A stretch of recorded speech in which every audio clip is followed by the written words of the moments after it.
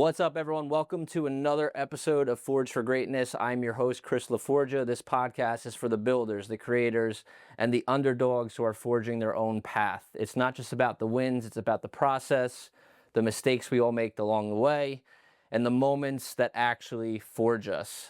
Every time I do this intro, I get so out of breath.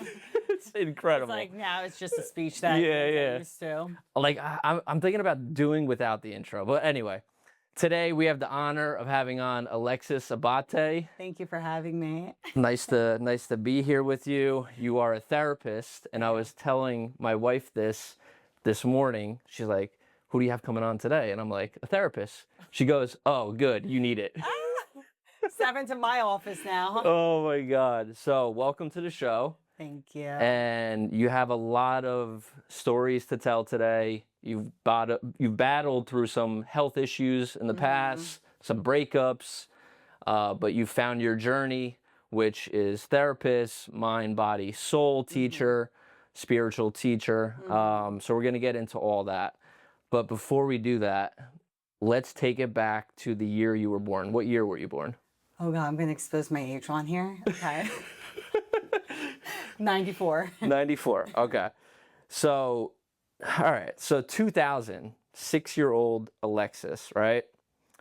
What was the environment like that you grew up in, and where did you grow up? All right, so I grew up in a small town in central Jersey, Middlesex, very, very small. Typical Italian family. Like my Sundays consisted of going to my Nonna's house at 12 o'clock for Sunday dinner. And then I would go to Staten Island for macaroni and gravy for my second dinner. So grew up very traditional in that aspect. Okay. And what was that environment like? What kind of adversity did you face early on as a child? Oh God. Okay. So because I grew up in a small town, Yeah. all the families that, like all my friends, my friend group, their parents went to high school together. All their friends were already established. They all had older siblings. So my family was like the newcomers in town, right? So I didn't have an older sibling. I am that older sibling. I had to make my own reputation because a lot of my friends already had like their older siblings or families to be like, oh, like I love your sister. I taught her, or I had your brother in my class last year. He was great. So I wouldn't say there was like favoritism. Yeah, but yeah. it definitely, I feel like, got political at some point. Gotcha. Okay. So, I mean, early on, like besides that, what you just described, were there any like real adverse moments that you kind of had to battle through? And Yeah, so I say sixth grade is like core trauma for almost everyone. Like 12 years old, I feel like is where like a lot of people say they experience bullying. Okay. I got bullied. That was huge for me. And I always say when I have a child one day, I'm going to freak out when they get to 5th and 6th grade because I feel like that's where kids start being mean or again, even parents like get involved in their kids' issues. Here I am, 5th and 6th grade, navigating being bullied, not telling my parents anything. I'm failing math class. I'm failing basically all of school. Yeah. And my parents are so overwhelmed. They're like, didn't know what to do with me at that point. So I feel like that was like really hard. And when you are being bullied in a very small school and you have to be with these people constantly, that's so challenging. So how did you get through that moment in your life? The bullying. I really just stuck it through. Yeah. I was involved in sports, and basketball was like one of my favorite sports. So that kept me grounded. I was also cheering. So I was still involved with things that kept my mind off of that. But then I really had to ask for help. And I think that was hard, knowing that like my parents had so much going on with my siblings. And then here I am having all these other issues that I didn't feel like were as big of a deal. But in retrospect, they were. So I feel like I wish I maybe asked for help earlier before things got so bad. Gotcha. It's so funny. You just brought up something in my head, a memory of when I was in 6th grade. I went through a traumatic experience as well. I wasn't bullied. I was the bullier. So really? Oh, all right. God. So I wasn't really a bully. So I'll explain what happened, and we might have to bleep out the name of the person. Yeah, so we can do that. there was this kid he was like kind of nerdy, right? In what is that, middle school? Is that Yeah. sixth grade is middle Sixth school, grade, right? yep. And you know, like back in the day, there was like zero tolerance. Like you couldn't threaten somebody like you could back in the day. Like my father probably said this when he was in school. You know, he probably said, "I'm gonna break your legs," or "I'm gonna cut your ass," or "I'm gonna beat the shit out of you," and it was fine. Like you could say those things, It was and such a different era. exactly, no repercussions whatsoever.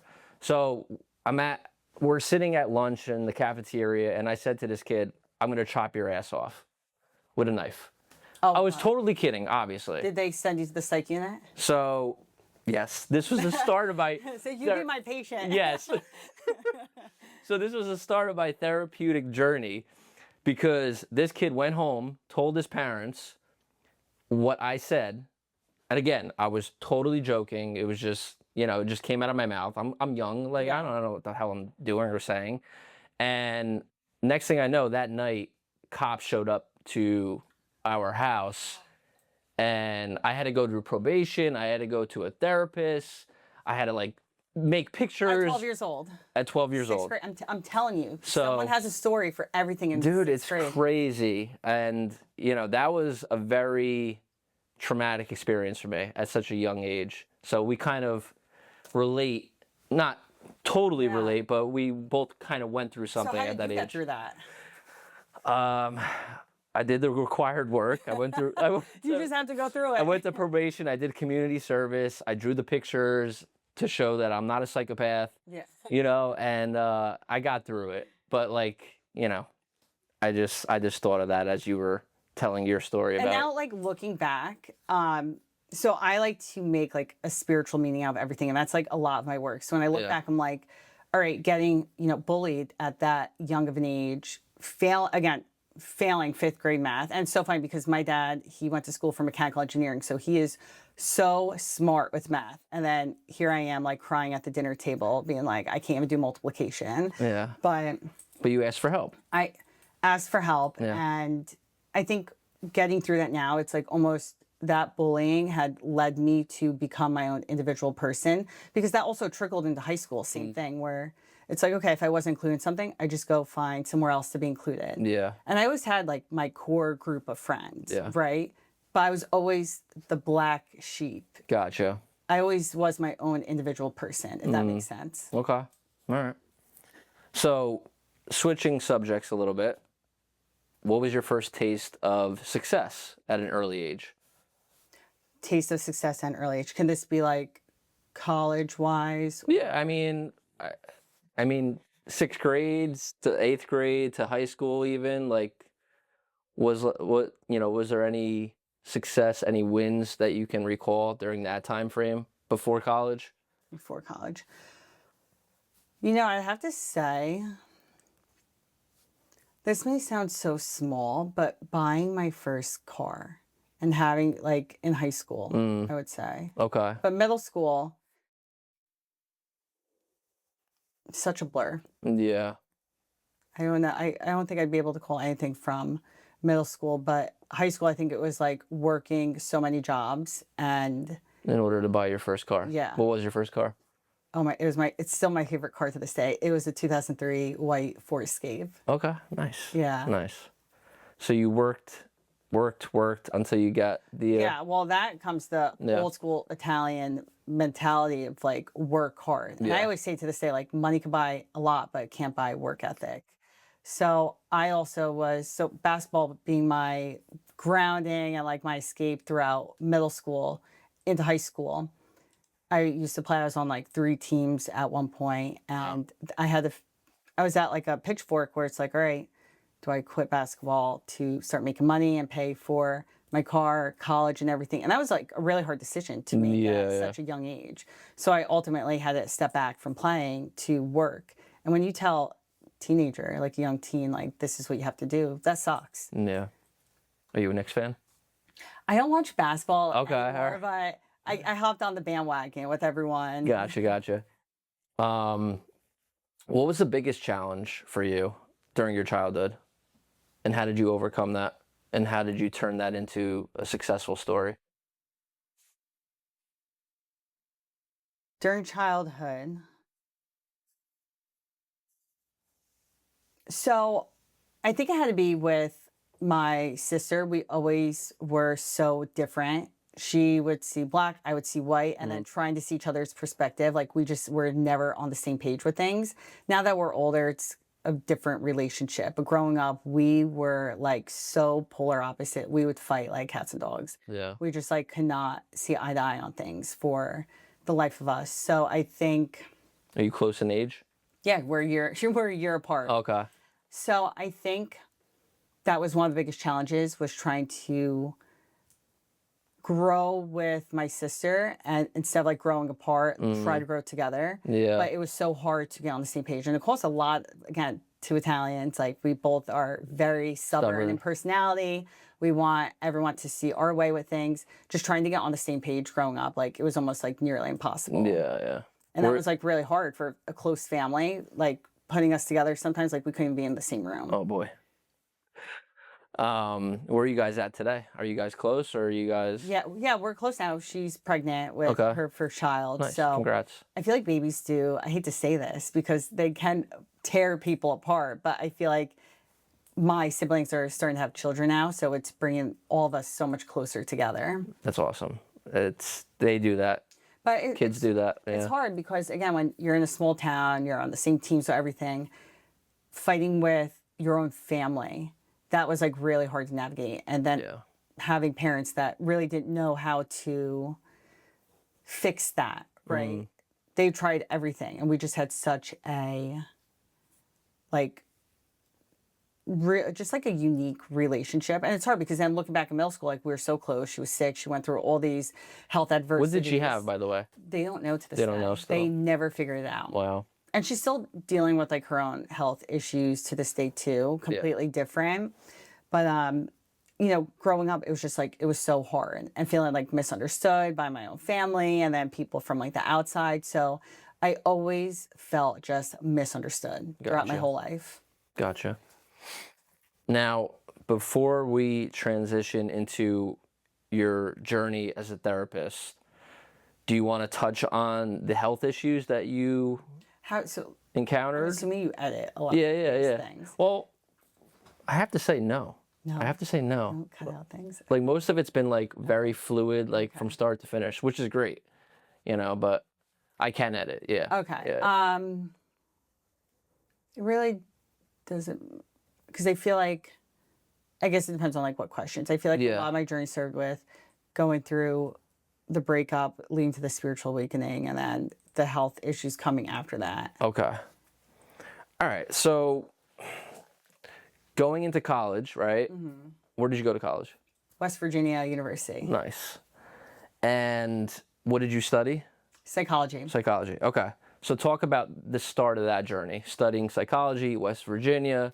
All right. Talk about well, I can't believe I'm going to admit this on camera, but I guess one adversity I really faced, right, was I didn't get into West Virginia my first time applying. And that is so embarrassing and funny to say now because they had like an 80% acceptance rate. Oh, wow. So my mom was like, well, keep this a secret. No one has to know. Now I'm like, Until now. Until now. Yeah. Here we go. Thanks, Mom, for holding that in all these years. Oh, my God. So I ended up going to Montclair University, and it's actually exactly what I needed. But I knew that like my heart was meant to be there. So I ended up visiting, and I'm like, yep, that's it. I'm transferring. And thankfully, God was on my side because everything transferred over like very smoothly. But again, here I am like, oh my, I did not get into the one school I wanted to get into. Yeah. It was so embarrassing. Like, how do you tell people that, right? Especially because I wouldn't say I wasn't a good student, but I always had to work so hard to get good grades. I was like a B, C student. Gotcha. And now I laugh because I'm an adjunct professor, right? So I try to really implement into my students, there's more to life than just, you have to get good grades, especially if you want to go to grad school or med school, law school, whatever. But you have to learn, like real life learning. That makes such a huge difference in your own personal journeys. So I went to West Virginia, and it was the best thing that ever happened to me. Like, I got this sense of like, I'm home. And so when you ask me like my first taste of like success, I think it was knowing that like in that moment I made the right intuition. Like I got the I'm home feeling. This is going to be great. Like I'm glad that I didn't let anyone try to be like, just stay at Montclair. Go where you want to go. Like follow where your heart Wants you to bring go. you. Yeah. Yeah. And it was a great experience. I knew I always wanted to go into grad school. And if you're going into psychology, you have to get a master's degree if you want to utilize a psychology degree. Yeah, yeah. So I always had plans of going into grad school. Gotcha. So studying, school, kind of paint a picture of what that was like and any adversity that you've gone through in terms of schooling. Yeah, well, kind of how history repeats itself. So when I was applying for graduate programs, I was getting denied from almost every graduate yeah. program. And I remember being at one specific university and they laid out my GREs, my letters of recommendations, my GPA. And they're like, this is all amazing, but your GREs are not good. What is GREs? I'm sorry. It's like the SATs for graduate Got it. school. Okay. So they had everything laid out and they're like, this is all amazing, but your GREs, what happened here? And I Yeah. just said, like, I'm not a good test taker. How do you expect me to take a 4-hour exam, like one of the hardest exams of my life, knowing that's going to dictate my future, and, you know, do completely well on it? And nonetheless, I didn't study, like there was no preparation. I just Yeah. went into it blindly. And I ended up getting accepted, but then I'm like, wait, the tuition was so expensive for graduate school. I'm like, not doing that. And I was waitlisted originally at Keene University. And they ended up calling me last minute saying, listen, we don't normally do this. We usually like people to have work experience before entering our program, but we're going to accept you. So I went in last minute and I was like, thank God, because otherwise Yeah. I wasn't going to grad school. So that kind of reminded me of like, oh, we're going through this again. Gotcha. Rejection, rejection, rejection. But it really was like a nice redirection. During this time period, were you dating the guy So that you had the breakup so it with? was like so I went through like this profound spiritual awakening after a breakup. And I feel like that's where my journey really starts. Like, yes, I went through bullying and hardships with school and friends and feeling misunderstood and having a very like strenuous relationship with my sister growing up. Yeah. But this is what I feel like made me the person I was today. So I was in grad school and for a couple of years with this person, and it was just an unhealthy relationship, Yeah, right? yeah. And I remember after the breakup feeling like, I feel like I just died. Like I've been through breakups before and this just felt so different. Like I literally remember saying like, I feel like I just died. Like everything I feel like collapsed. Like everything I wanted, my foundation, like everything I thought I wanted to be, what my future is going to look like. I felt like that was just like ripped up from the ground underneath me. And that was hard because when you have, especially me because I'm so goal driven, when everything collapsed, that felt like I failed in a relationship, right? Yeah. And it was really hard. Like I felt like a shell of myself, like most people do after breakups. But again, I just knew something was different. And I ended up stumbling upon these books by people in my field that talked about like past lives and soul journeys and how we're basically like souls in a human body, and our souls make these contracts to meet other people, right? That's why we call them, you're my soulmate, right? Soulmate. Yep. Yep. That we're going to meet and we're either going to learn lessons from each other. And it was just explaining how people are not meant to be always permanent in your life. They're just really meant to teach you a lesson to grow. And I remember completely looking at relationships and life differently after that. And I feel like once I had that awakening, my body started physically shutting down. So my health issues began, I think maybe like 5 months after that. My lymph nodes were the size of hockey pucks. Oh my God. Doctors couldn't diagnose me. I was getting MRIs, ultrasounds. My labs were fine. And that's where I'm like, I'm so fed up with the medical system because this was not fine. Not normal. Yeah. Not normal. I was having horrible gut health issues. And I was like, I remember going to one doctor who just said, oh, this is from depression. Your body's just reacting. And I was like, how are you as a doctor going to tell me that and invalidate me? I'm like, something is clearly wrong, regardless of my labs are saying. everything's fine. And I just remember crying and crying in the doctor's office because I'm like, I've been to so many doctors at this point. No one's taking me seriously. I'm not getting answers. Yeah. Long story short, I ended up finding out it was Epstein-Barr virus. And then I ended up going to a functional medicine doctor, paying out of pocket for it. And the first day, she was like, this sounds like mold toxicity. Let's get you tested for mold. So I ended up getting tested for mold. I tested positive for 5 different types of mold, Oh my God. including black mold. And one of the strains of mold, she said, you have some of the highest levels I've ever seen in my career. Holy shit. And so I didn't know anything about mold. I didn't know what it could do to the human body. I didn't know what it could do to the brain. Like I looked sick. Like my stomach was completely distended, like looked like I was pregnant. My eyes were constantly swollen. I had so much acne going on. Holy shit. And I was just so inflamed. Like you could tell something was happening. Off. Yeah. And I was having like these like neurological issues where I'd be talking to someone and then just like stop talking like mid-sentence because I forgot what we were talking about. And that's horrible as a therapist because how do you do that in the middle of sessions with people, right? Yeah. That's not a very good look. So I remember going home that day and I'm like, where did I get this mold from? And in my town, I remember we would get the worst floods. And I'm talking about when my town would flood like any hurricane, people would be kayaking through the streets because it'd be so bad. So I'm like, we had to have mold somewhere in the house. Yeah. That night I got home and my ceiling was leaking. And I was like, yep, this 100% is where I got mold from, my childhood home. Wow. So I remember. But no one else in the house got this issue?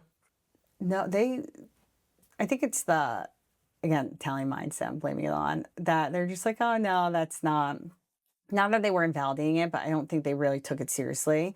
And like many people, like when you get diagnosed with something, no one knows how serious it really is until you go through it yourself. Yeah. So what I did was, I was like, I can't stay here. I packed up everything in my room because I was living at my parents' at the time. And something was telling me before, like start looking at apartments, like start getting ready to move out. Be on your own.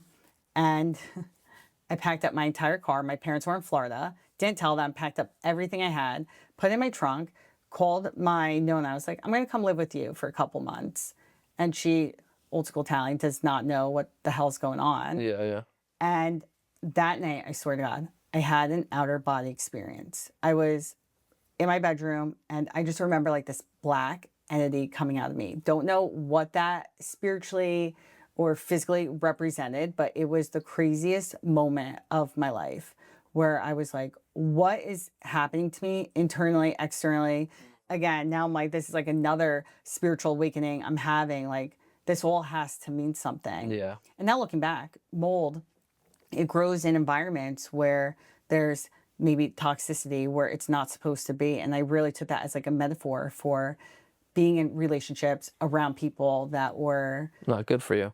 Yeah. Poisoning me on like a soul level. And you could tell like when you connect or talk to people if they're bad vibes, good vibes. Yeah. And you can pick up on that energy. Like you can leave an event and know, I feel like I had the life sucked out of me. Or wow, I feel like so energized and inspired after talking with you. Like you could start to pick up on that once you become aware of it. Of course. Yeah. And so to me, I took that as like, this literally was like poison, like of my soul growing inside of me from, again, the spiritual perspective of it.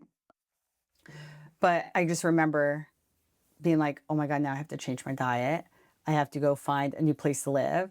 I didn't tell my parents I left, so they came home from Florida because I didn't want to call them and be like, hey, I just moved out. Yeah. But they definitely were not happy about that. They just come home and like, all my stuff is gone. But, and I felt like so alone in that moment because you're trying to tell people, like, just got diagnosed with this. Now I have to go through all these like cleanses and detoxing and like financial investments. Yeah. Paying for this. And people are just looking at you with like a blank face. I had to throw out almost like half my wardrobe, throw out so much. So I was like, again, here I am starting over. New you. Like, build from the ground up. Yeah. What year was this? 2023. Okay. Yeah. So not too long ago. Yeah, not too long ago. So how did you, but obviously besides moving out of that toxic environment, quote unquote, how did you really forge ahead and get through that period in your life?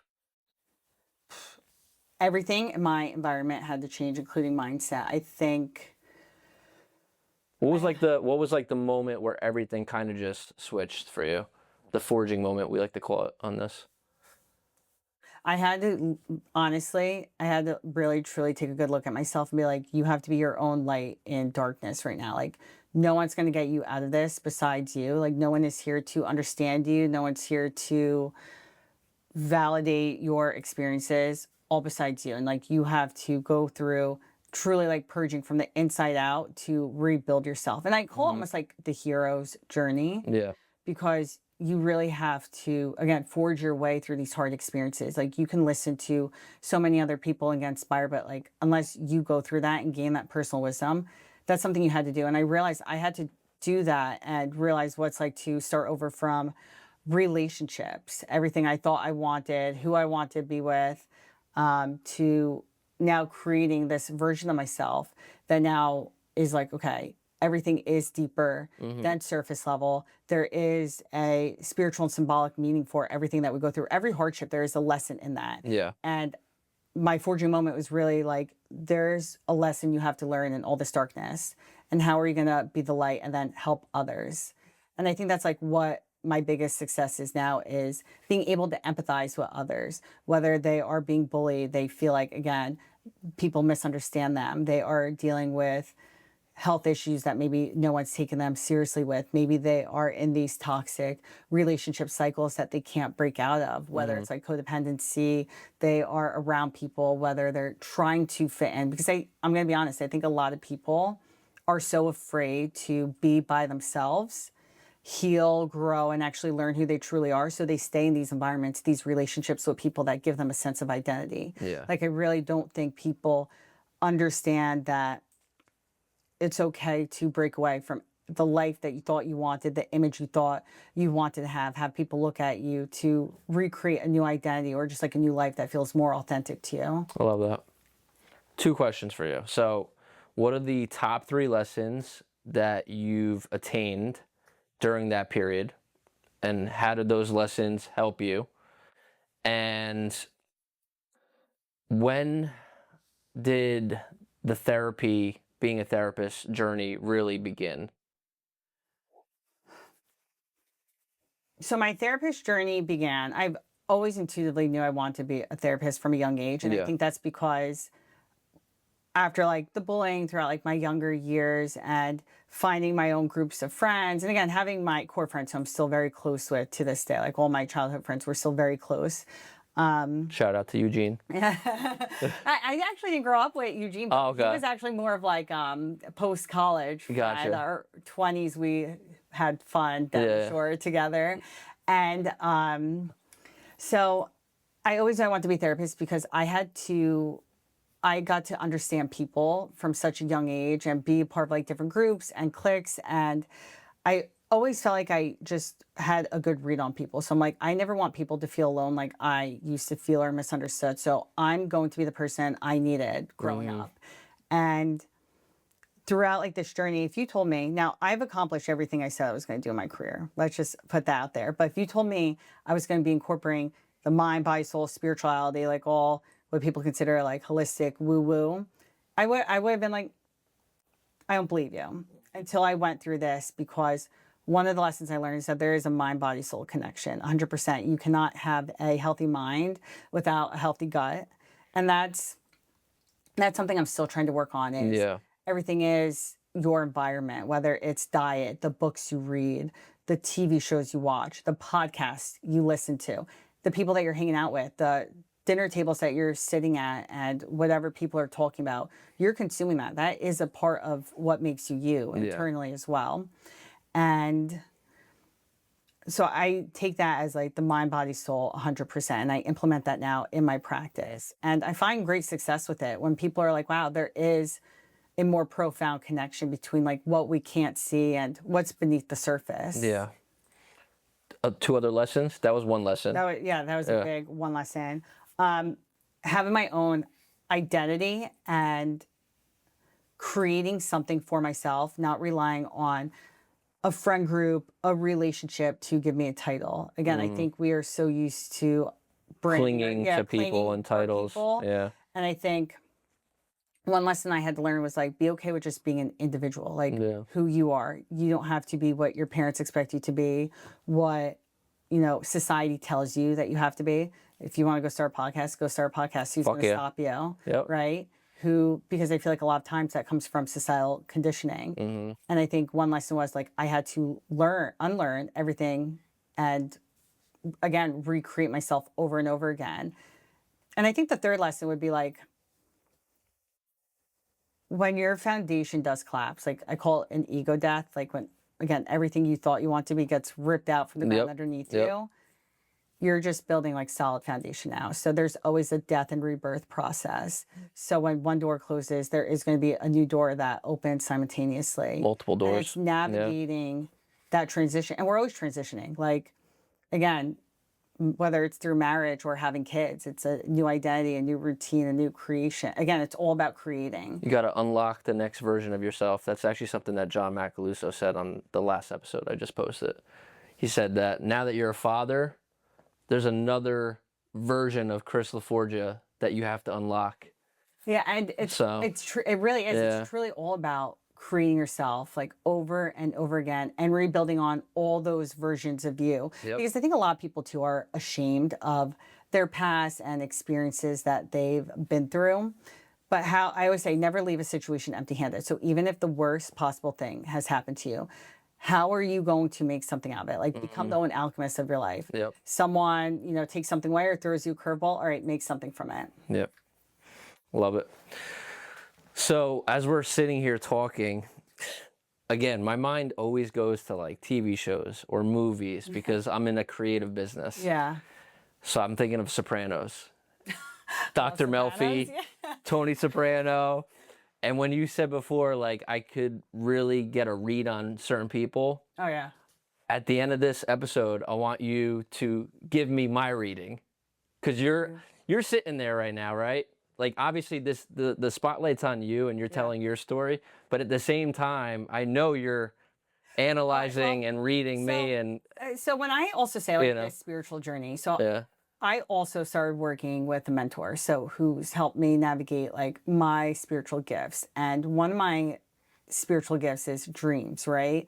So I get these dreams where I don't want to say like see what's happening, but it's kind of giving me a heads up to like, it brings me into conversations with people, or like it gives me like symbolism and things that are going to happen. And it really has, from my dreams, I keep a dream journal. I write down everything.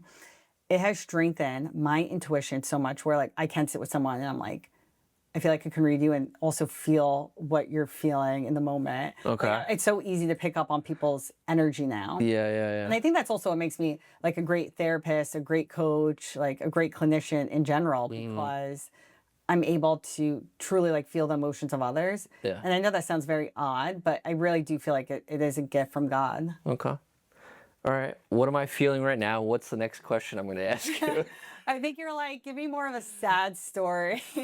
No, not necessarily. I mean, that would be nice. That's why we have these tissues. But what's the next question? What's the next question? Where do you feel like your forging moment was? For me, like my business? Everything, anything. It could be personal. Again, because you're here interviewing me for a reason and getting to know other people. So I feel like you had a transition for this too. Like there's like certain aspects of my life though, like with this podcast or with like my business, like whatever comes first to mind.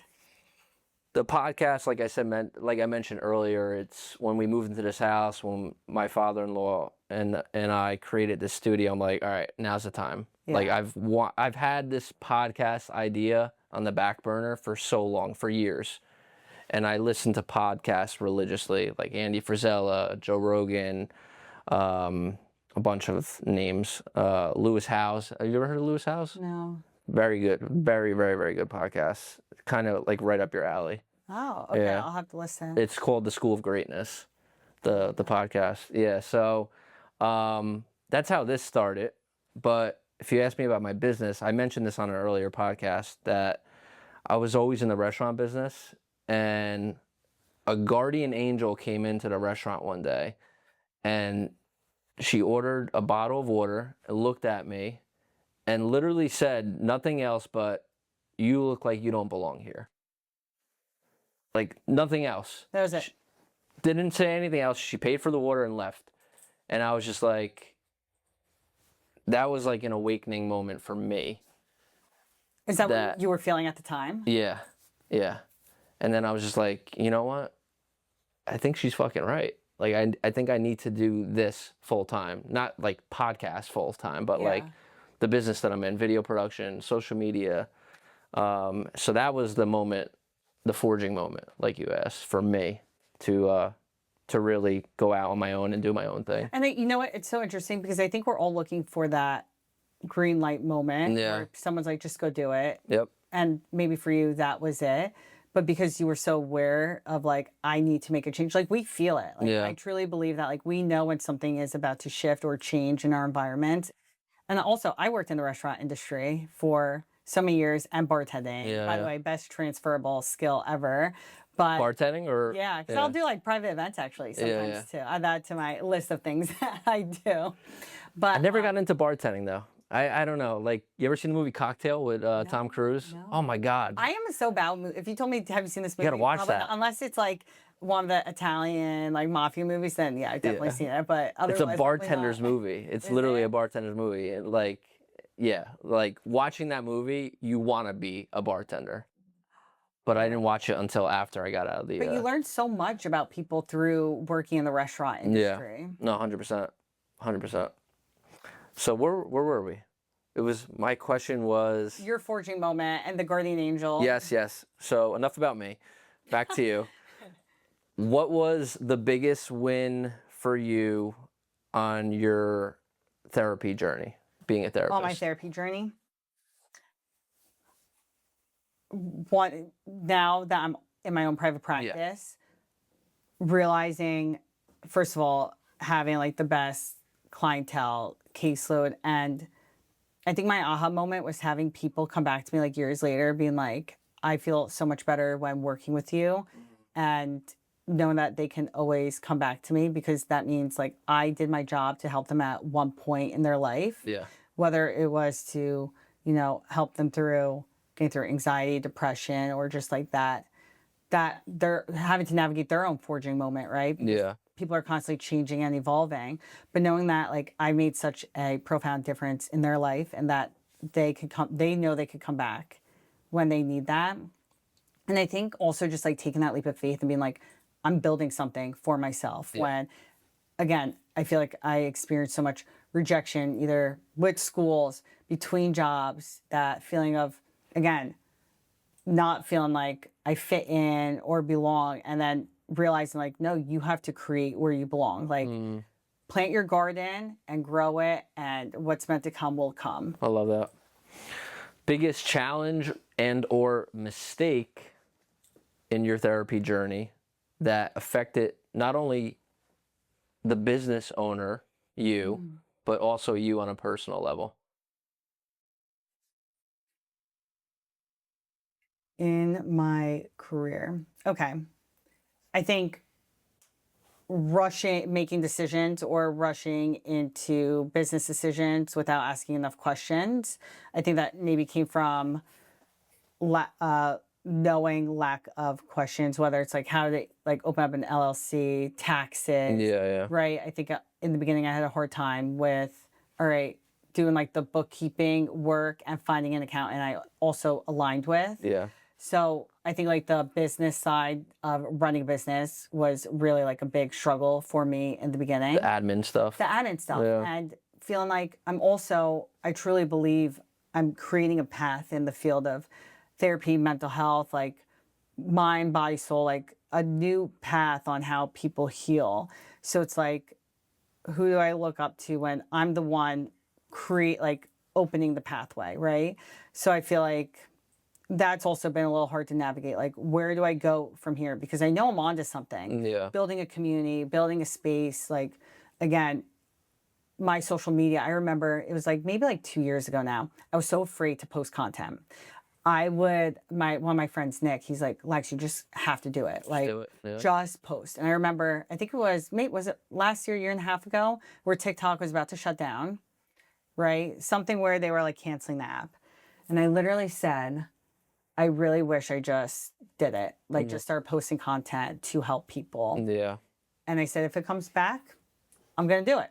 I'm just going to start putting myself out there on social media, regardless of how cringe it may feel at first. And the app ended up coming back.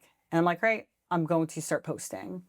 And when I did, million views on this video, million views on that video, million views. This is on here. TikTok or TikTok, and then started Instagram too. Yeah. That's awesome. And so building up my social media accounts, and like, not that the number specifically matters, but knowing that, wow, like now this is becoming a community that I'm building for me, for others to have as a place to grow, evolve, and feel like, okay, we can connect with other people. You know what? Sorry to interrupt Yeah. you. But do you know what will really like help you go viral and just shoot off into the stratosphere? Crying on camera. No. Going to the Empire State Building, up to the top. Oh, I can't.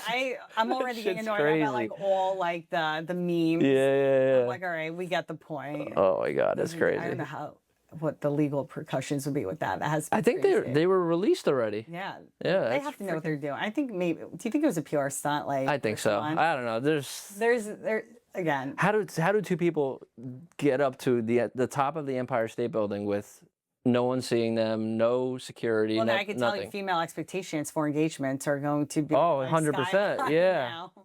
I'm glad I'm already married. Yeah. I was gonna Holy say, shit. Yeah, right. That's crazy. Wild. But social media does like amazing things. Yeah. It can help you reach. And I keep saying like Earth is a school. So going back to like my The community, awakening, yeah. my awakening, learning that like everyone is your teacher. Like the world is your classroom. So I like started a community called Earth School Community. So learn the psychology of your soul, because I feel like you truly cannot be around in the healthy relationships, in healthy friendships, the people that are actually meant to be with you, unless you truly understand yourself to a soul level. Otherwise, you're going to be attracting the wrong type of people the rest of your life. Yeah. So I created this community where it's like we learn really deep about like the mind, body, soul, and incorporating the psychology behind like who you truly are. And it's been amazing to see how people are connecting and sharing stories and helping each other through really hard times. And I think that's like, again, to me, that's success. But I constantly am changing the label of what success is. Yeah. If you told me even like 6 years ago that I would be doing this, I'd be like, wow, that's my level 30. That's where I'm like Yeah. the highest level I could be. And now I'm like, okay, no, there's so much more to do and where to get to. So I'm assuming you got the script. Level 30. Yeah. I did look over it. You beat me a to little it. bit. You beat me to it. All right, so 2 questions. Speaking on success, because you just mentioned success, what was success for you at an early age versus what it is today for you? And then the level 30 question, Okay, so since you took it as from a me. therapist, I feel like we define success as the cars we drive, the brands that we're wearing, how big our house is, how big our friend groups are, like all materialistic things. Yeah. Back in the day, that would have been success, like having all these different types of labels. What was that? Was that success for you too? Like, Yeah, like Yeah. I mean, I think now I look at success as, first of all, financial stability and freedom, but also authentic happiness, where I feel blessed because I'm in a job now where I get to do what I love for a career, and it intertwines with my passions and hobbies. So to me, I feel like that is success itself. That I get to do something that I truly love and love waking up for. yeah. But again, back in the day, if you asked me even like 6, 7 years ago, it would have been all these things that money could just buy. Yeah. Okay. But money like can't buy happiness. And now labeling success, I think it really is just doing what I love and just creating a life. Money will add to your happiness, but it can't buy It happiness. creates freedom Yeah. and it reduces stress Yeah. 100%. Yep. Because if you're financially stressed or you can't afford your supplements to eat healthy, right? That's going to be an issue. Now, level 30, if you got to get to level 30, what level are you currently at in life, in business? And what is it going to take if you're not at level 30 to get to level 30? Level 30 is huge dreams. I don't know if I can even say them on here, but they're huge. I Okay. think You can. continuing, I think the goal is to eventually help people all over the world. Like I'm talking about collaborating with others, growing and evolving with others, building this group community online that I have, which I also realized it takes a little bit to build. I think we're so used to instant gratification, myself included. When I want something done, like I want it done now. Yeah. But realizing like things take time. It's like cooking, right? You have a recipe you need to follow. You need to boil the water and then you put the pasta in. Can't skip and then any you gotta steps. Can't, right? You have to do everything concrete and making sure there's no cracks in the foundation. You're doing everything right, whether it's financially, legally, etc. You want that pasta to be al dente. Oh, You perfect. can't skip any steps. You can't throw too much salt in there. I'm gluten free, so Yeah, I am too. my pasta's always mush anyway. So People give me crap about being gluten free sometimes when I go out. Like it's like the biggest issue to them. I'm like, it's really not. Like our food is not healthy. my mom's the same way. Like she'll be like, "Are you still doing this gluten free thing?" I'm like, "Yeah." I don't want to have the shits. Well, a lot of people are gluten free now, but I think that also comes with, it's so weird. I always said like as I evolve more, like my diet and what my body can tolerate now changes. I think maybe that's like hormones, but like I really do think there's like something to it where like you shed an old version of yourself and then like everything comes along with it. Yeah. How you respond to food. But going back to what I was saying, like where I see myself, I think growing this community is something like I'd really like to do, like a lot more group work, building up my platforms, like building something that's eventually going to be bigger than myself and leaving behind a legacy and, changing the way we look at healing and mental health. And, I'm working on a book I'm currently writing, and I think also writing more books, putting out more content. Yeah. That's where I see myself. Love it. So I feel like maybe we're halfway there. Okay. So 15. 15. All right. 15 All right. please. You ready for the Forge 5? Yeah. All right. So what is a habit that you attribute most of your growth to?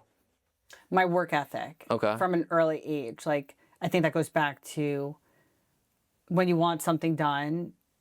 I don't want to say go do it yourself because I do believe you need to collaborate with other people. Like, we're all here helping each other on our journeys. But like I said, money can buy a lot, but it cannot buy work ethic and motivation. Yeah. So I really attribute that to how my parents were like, go work for it. Like, build that work ethic.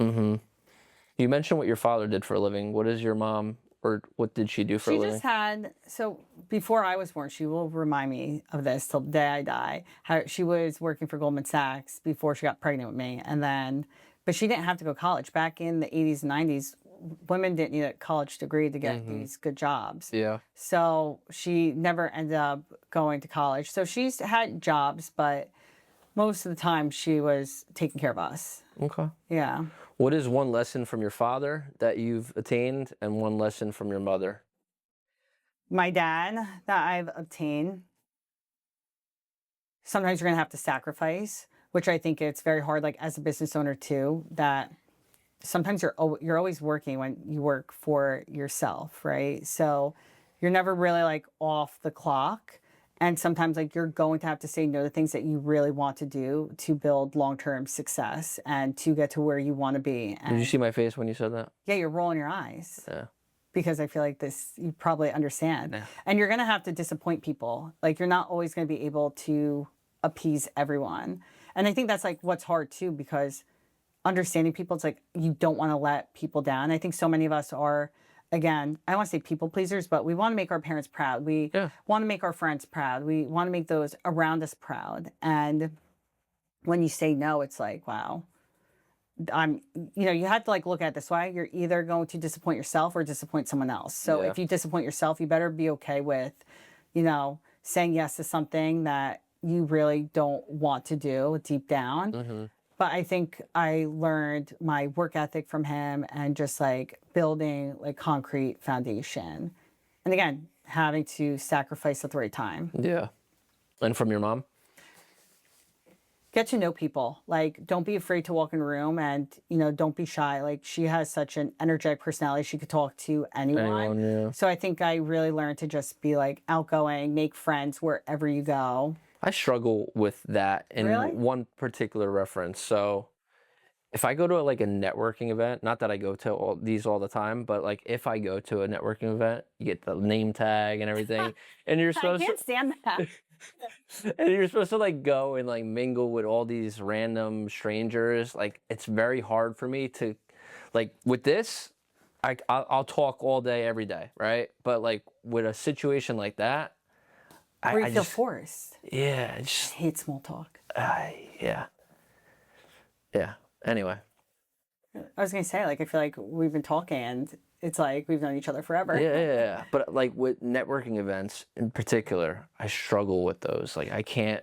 I always say like we're in the same environment for a reason. Like there's always a commonality with people, and I think that's one thing I learned from my mom. Like there's always something in common. Yeah. So like we're in the same room for a reason. We're at the same restaurant at the same time. Like we both want to go here. Like we're like-minded in some type of way. So always like build off of that. Like how did you hear about this? Or because I feel like as you get older too, people struggle with making friendships. And That's a good opener for a networking event. How did you hear about this? yeah, how did you hear about this? Who connected you? Because at the end of the day, people, when you get older, especially as like a new dad or a young dad, like your friend groups are also going to have to change. And that's one of the things one of the questions that you asked me, like hard lessons like you had to learn like in your forging moments. Like not everyone is your friend, or not everyone is meant to stay as a long-term Permanently, in your life. Yeah. Like you were meant to, again, we were like spiritual beings having a human experience. Like we're meant to meet other people who are energetically compatible with us. So when you go to these like networking events, or again, gyms as a form of community, like people, you need a community again, whether that's online or in person. What brings you here? And a lot of times New Jersey's so small, specifically speaking, even New York, right? We all know someone. It's like, oh, how did you hear about this? Did you know that person? And the person that you meet at like these networking events might be better for you than the person you've maybe known for 5 to 10 years now and have better intentions for you. I think I can get you to cry. Or I think I can get myself to cry. Hold on. So before we continue with the Forge 5 questions, I was thinking about this the other day. I have a friend, Vittorio. He might watch this. He might listen to it, whatever. But I'm driving home after a gig the other night, and I'm thinking about him, and we drifted apart. Since I got married and since I had kids, we don't talk to each other anymore, and it's like. But going back to what you were saying, there's like seasons of your life that people are meant to come into and be there for you, and then they may not necessarily be there the next season of your life. Yeah. So I feel like for me, Vittorio was in a certain season of my life. He was meant to be there. He's not necessarily meant to be in this particular season of my life. So my question to you is there a person that was in a particular season of your life that you wish was in this season of your life right now? Oh, that is such a good question.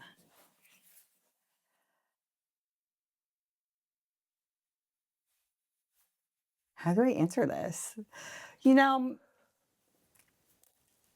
I think one of the hardest lessons I've had to learn on my journey is, again, realizing not everyone is your friend or has the best intentions for you. And so I feel like I've had to cut off friendships or remove myself from certain situations that were no longer serving me. I don't think there's anyone in particular that I'm like, damn, I wish they were here right now. But there are some friendships I'm like, wow, that ended pretty rough. Like it didn't have to end like that. And you know what's so interesting with the seasons of life? We mirror the seasons of nature as humans. And this kind of goes back to like the spiritual component of my work is like we have a winter of our lives, right? And that's everything dies in nature, just like things die in our life. But then there's that growth that starts. Revival.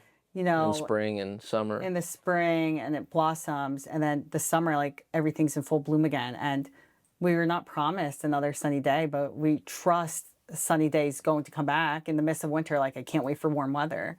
It's not guaranteed, but we have this inner knowing, like, it's going to come back eventually. Like, it's going to be okay. Yeah. So I think it's learn to navigate like the seasons of friendships and relationships. Okay. You didn't cry yet, but this is gonna get you. This is gonna get I have you. to say, as I think I have to. It's This is very gonna- hard to make me cry. This is gonna get you. Someone that's no longer with us that you wish was in this season of your life. Oh my God, my Nonna, the woman that I went to when I had to live with through mold toxicity. She was, first of all, I'm so lucky I got to grow up with a Nonna from Italy, like have that tradition. What part of embedded Italy? into me. Naples. Okay. And she was just like it. She was always just like my like. She always would make me laugh. Like she was the one person, I swear to God, in my life. Did not matter like what mood I was in. I could just go over for espresso and like the S cookies. You know, the S cookies. Of course. I'll go over. Stella. Oh my God, I would go over and like just have some cookies and espresso with her, and she would just make me laugh by the shit that she would say. That's awesome.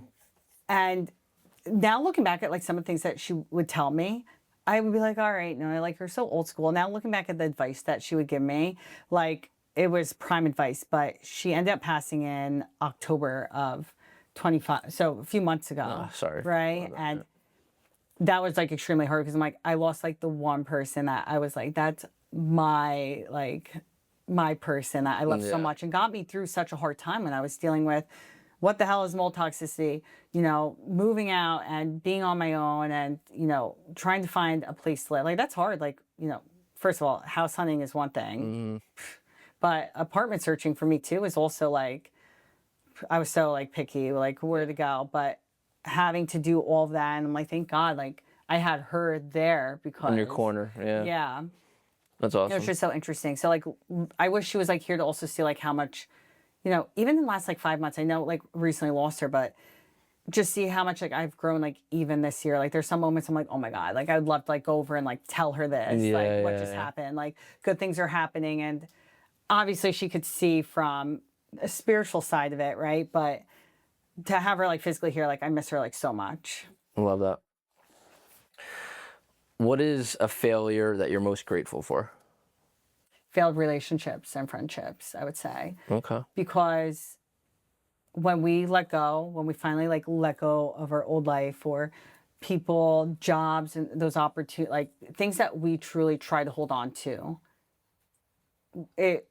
universe doesn't like void, so it will fulfill itself. Like new people will come in that again are so much more aligned with you and that are going to help your growth, that may introduce you to someone you're like, wow, you just introduced me to someone like now I can't imagine living without.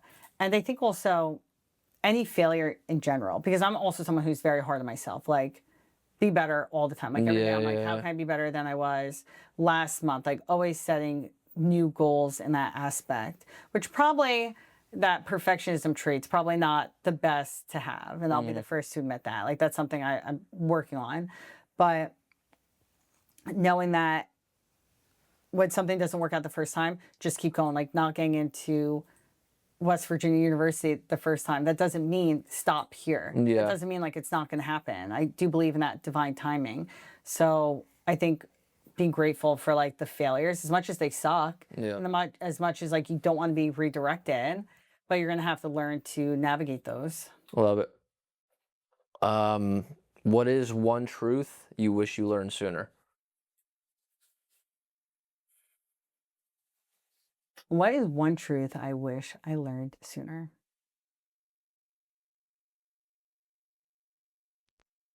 Just because someone looks successful doesn't mean they are successful.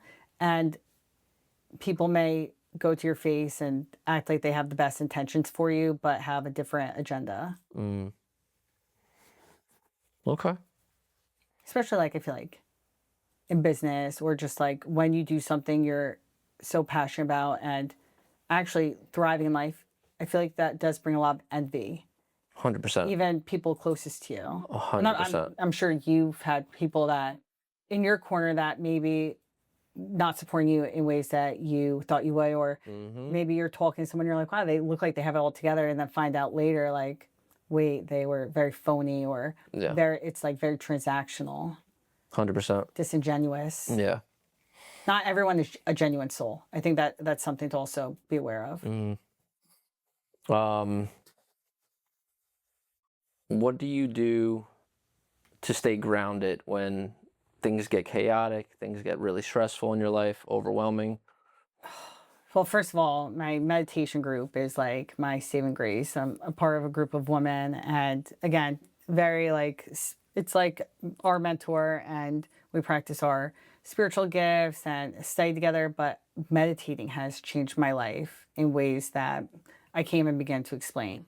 So I meditate, I journal, and I found like little things to do to help me remain okay, especially when life gets busy. And plus, like in my field, I'm dealing with so many people's like hardest issues that they're navigating through life, like their darkest, deepest, darkest hardest secrets. moments. Yeah. And so taking that on sometimes can feel exhausting. As much as I love it, I'm still human. Yeah.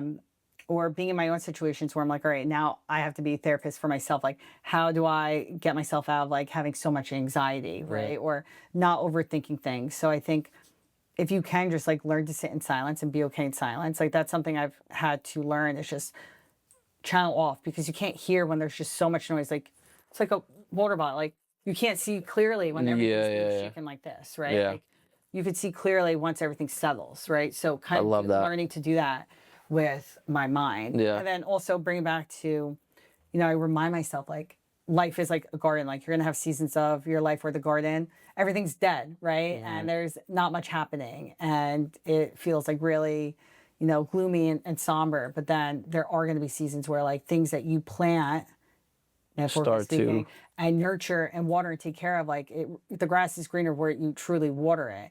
And again, you just reminded me, I gotta water the backyard. Go water your backyard. You don't ask like butterflies to come to your garden, right? Like you don't ask like the animals or the insects, like, hey, everyone, like come check out my garden. Like you just end up attracting it. They gravitate. Yeah. Yep. So I love that. Last question. Well, probably not the last, but the last of the Forge 5. So what does Forge for Greatness mean to you? Forging to greatness, inspiring and helping as many people as I can possibly reach, impacting their life in a way that's like, I need to hear that. I need to feel seen in that way. Again, coming from someone who has had experiences in life, maybe feeling misunderstood or not seen and heard, just feeling like they're not alone through this. And again, using whether it's my story and my personal challenges, or connecting them to someone, being like, hey, like, let me introduce you to this person. And I'm very big on that now as I get older. I think one of the biggest flexes you can have is being like, I love that you do that. Let me connect you with my friend who also does that. Because I think when you can give back in that way of like helping someone also like achieve their goals and be on their own path to greatness, like that's the best gift you could give someone, is like seeing their light. Yeah, I love that. So those were the Forge 5. So where can people find you? On Instagram, your website? My website, so alexisabate.com, or my Instagram, Psych Lectures. Okay. And your background is Chinese and Irish, right? 100% Italian. I know it. Duh. Abate. Oh, okay. I feel like Although I'm very, infatuated with like lately Chinese medicine and like Eastern modalities. Yeah. Like I'm like, maybe I had a past life over there at some They point. know what they're doing when it comes really to do. medicine and all that functional medicine stuff. Yeah. Oh, yeah. This is the brain of a 37-year-old father with 2 kids. I was gonna say, I feel like you're navigating a new transition in your life, and I feel like you're going through so many like new beginnings as well. And I feel like it could feel overwhelming because you're building this. You have a newborn. Yep. And I always say, like, I work with recently like a lot of new moms and people transitioning to different parts of their life.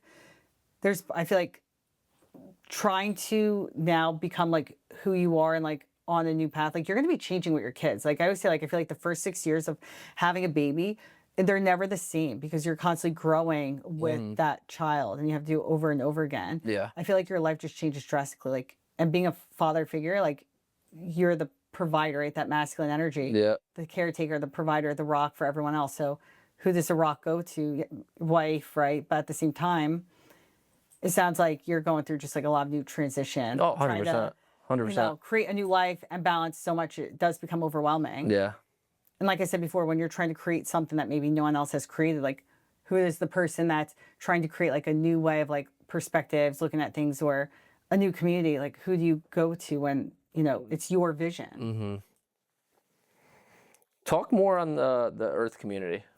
So like I said, like I truly believe like Earth is a school. What we don't learn, we repeat. From like the books and research I read on like past lives and again our soul contracts, and you kind of, even being like adjunct professor, it's like if you fail the test or you fail the course, you have to take it again. Same thing with relationships. Again, we stay in these like toxic cycles, maybe with people in friendships or relationships longer than we have to be because we're so afraid to finally realize this is not good for me. Like how do we break off like that wheel, right? So my Earth School community, it's really about like truly like learning who you are, like more than what school can ever teach you, a textbook can never teach you. It's kind of like what we're doing here, like talking about our real life experiences and how we can grow, and also just looking at things from like a new POV, because I feel like we're very like logic based as humans. Like where's the core facts, where's the science? Yes, you need science, and I do believe you need like, and you need both, right? You need the factual, but you also need the spiritual. Like not everything you see is going to be in like plain sight. Yeah. So we talk a lot about that, and it's for people that want to learn about.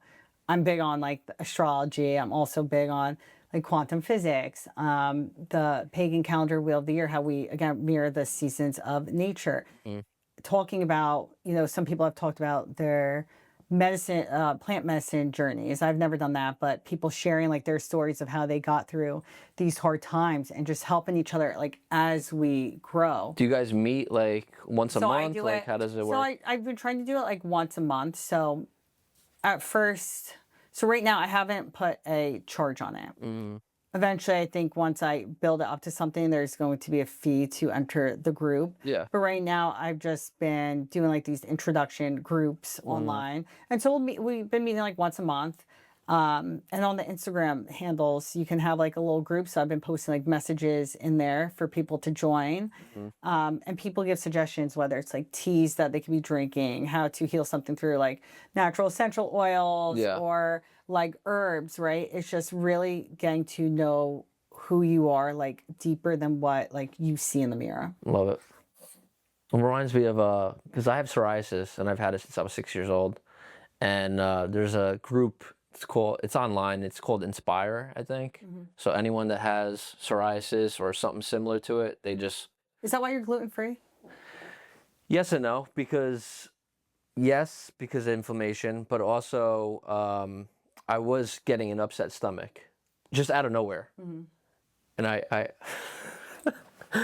she's gonna hate me for saying this, but I attribute it to after meeting my wife is when it all started. Is when it all started. No, but it has nothing to do with her. It's just your body changes. What do they say? Like every 7 years, they say. I always say like with skin issues too. It's like everything is speaking to us. Like what something internally is happening for that to be going on. Like again, and that's it's gotten so much better though since I've been gluten free. Yeah, because things are again deeper than surface level. Sometimes you really have to go to like it's healing the root cause, and I think that's where as individuals like where we kind of go wrong with healing is like we're so used to band-aiding everything in life. Like, all right, here's a pill for this, or oh, forget about this happened, black out from your memory, or drink, smoke weed. Like, and again, if you want to do all those things, like that's up to you. But why are we band-aiding what actually needs to heal? It's like find the root cause. Find the root cause. You can actually like detox it. And I think that's again what a lot of my journey has been. It's like no more band-aids. No more like suppressing. I think that's where I also went wrong after my breakup was not like digesting my emotions. Like I think holding on to so much anger, which in Chinese medicine, by the way, anger is held in the liver. And so, you know, it can affect you, like, again, on the physiological level. I feel like holding on to emotions. So before we dive into my reading and the outro, my last question to you is, what can you get better at? This is what I've been saying for years. I think getting better with separating myself as like with my career, not my career, but like taking off the hat of like being a therapist, being a coach, or leaving work at work. Like sometimes I feel like I never shut it off, Yeah. which gets really hard. Or again, prioritizing work over everything. Because you do have to have a balance with things. Like with anything, you can't overdo one thing or the other. So I think like finding a balance between social life and work life, I could get way better at. When it gets to a point where your therapy conversations are bleeding into your everyday normal I'm just conversations. I'm a deep soul. I love deep conversations. And everyone will tell you that. Like, I'm very personable. Like, that's why I could go into a room and then we come out like we've known each other for so long. Yeah. All right. I'm ready for my reading. My read? Yeah. Oh, God. I think you're funny, first of all. Thank you. I think you have good intentions. Thank you. But I feel like you are overwhelmed with life in general. I mean, again, you have a newborn. Yeah. I think you are going through like a I just keep getting like transformation is what I keep hearing. Hearing or seeing? I just feel like my hair getting taller. Yeah, I just feel like because I am growing my hair out. Oh, yeah? Yeah. Well, you have usually like shorter hair. Yeah. You didn't go to Turkey to get a hair transplant, did you? No. Didn't what's his name just do that? John Cena or some shit? Yeah, I actually know people have gone to Turkey for hair transplant. Really? That's so I do funny. feel like you're creating something really good here. Thank you. And like, how did you like the show? How did you like the vibe? Everything. The questions, it's good. The framework. Again, I feel like maybe you were expecting me to cry a little bit, and it's all right. Maybe I could work on. Maybe next time. Maybe next time. Crying is something I could work on. I gotta do better with the questions. The next time you come on, I'll purposefully make the questions that much more emotional. I have to say, like I really don't cry. I'm not just saying this because I think I do have like my moments, but it takes a lot to get me to cry. I don't know if I'm the same way though. I'm literally the same way until Angelo was sitting in that seat and told me about the big job opportunity that he didn't take because he had an event for his autistic daughter who's nonverbal. I watched that. And that just, oh my God. But that like goes back to what I was saying about like sacrifice too. Yeah. It's like all of us are going to have that moment where it's like, what morally do I do? Like, what is the correct answer? Exactly. There's no correct answer. That's like such a hard position to be in. Would you like to do the outro to the show, to the episode? I've been asking my guests if they would like to do the outro, just because I feel like I talk too much. I love what you're doing. I would say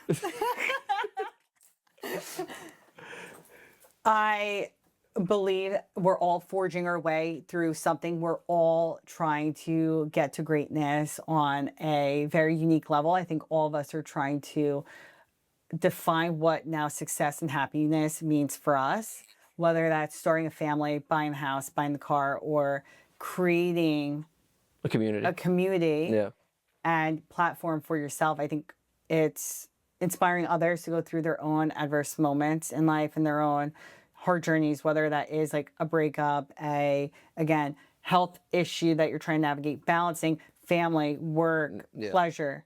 There's so much as humans that we're trying to navigate. And I will say, 2020 was the great reset. Like the world we were trained for, right, is no longer the world that's here today. So we're all in this together. Yeah. So I think we're all forging through together, like relearning, like what society actually is. I love it. Once again, guys, greatness isn't given, it is forged. I appreciate you coming on. Thanks for This is an having me. awesome episode. I love the analogies. I love how you tied everything together with like visuals that people can literally see and feel. You know, so it was awesome. Keep doing what you're doing. Keep doing what you're doing. Thank you. I will, absolutely. I let the audience know again one more time your Instagram website where So they can find you. website is alexisabate.com and my Instagram is psych lectures, psych and then LEX because my name's Alexis, so lectures, get it? Gotcha. Some people are like, wait, I'm spelling it wrong. I'm like, no, it's LEX for my name. Gotcha. Yep, you can find me there. Awesome. Thanks for coming on once again. Thank you. Guys, again, greatness isn't given, it is forged. If you or someone you know can benefit from this particular episode of Forged for Greatness, please share it with them. Once again, follow, like, comment, subscribe, all those little buttons. Follow. Follow. Good things to share. Awesome, guys. Thanks for watching, and I'll see you on the next episode.